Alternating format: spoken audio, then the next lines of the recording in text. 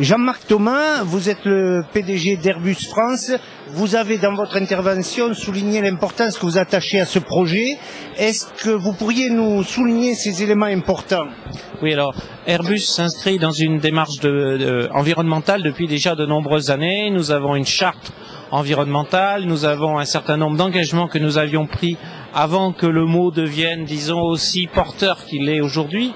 Et dans ce cadre-là, il y a plusieurs années, nous avions déjà réfléchi à ce qu'il devrait être un jour le problème des avions en fin de vie. Nous n'étions pas dans le besoin, puisque nos avions sont encore relativement jeunes, mais il fallait y penser. Et donc, petit à petit, cette idée a germé, et la proximité de Tarbes, avec une piste immense, finalement des perspectives de développement énormes, et aussi la proximité d'Airbus et de son siège et de ses établissements était donné un ensemble de conditions très favorables pour faire de Tarbes, autour du projet industriel Tarmac Aérosave exactement, le centre de référence mondial d'un réseau qui bien sûr ne pourra pas se limiter à Tarbes seul, mais à Tarbes, nous aurons le premier centre créé de ce futur réseau et par ailleurs le centre de référence, c'est-à-dire c'est là que seront les process qui seront reproduits dans les autres sites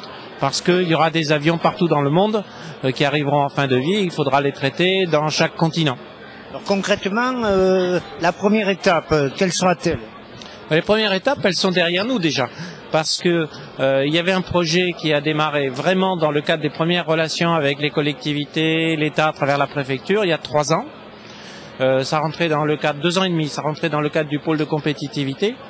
Puis les collectivités se sont mis immédiatement à l'ouvrage et vous avez vu que tout autour, il y a les premiers taxiways, les premières zones de stockage, donc il y a un ensemble d'infrastructures, y compris les aménagements, les accès, etc. etc. Et puis aujourd'hui on a posé la première pierre.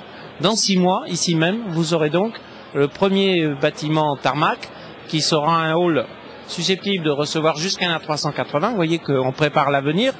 Et le but étant de pouvoir faire la déconstruction des avions de toute nature, bien sûr de façon préférentielle les avions Airbus, mais tout avion, puisque nous avons des procédés technologiques, des savoir-faire maintenant, qui vont nous permettre de récupérer le maximum de choses de ces avions, tant pour les remettre sur d'autres avions, c'est ce qu'on appelle les pièces réavionnables, ou alors pour petit à petit retrouver les matériaux de base, les refondre, et obtenir plus de 80% de matériaux suffisamment propres et purs pour être réintroduits dans la filière aéronautique. Vous voyez que c'est une grande ambition environnementale. Et autour de ce projet important, vont se greffer des industriels de la filière? Ah, bien sûr, c'est déjà parti.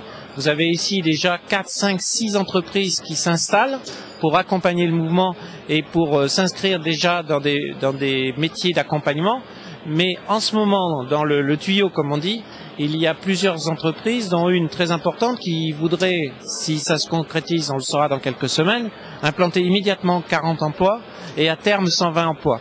Donc cette zone ici, et c'est bien la discussion que j'ai déjà eue avec le syndicat mixte, c'est de dire, attention, vous avez une richesse, une pépite, il faut en faire un vrai grand développement pour un pôle aéronautique, soyez très sélectifs et ambitieux pour Tarbes et sa région, parce qu'on va faire quelque chose de très très beau dans les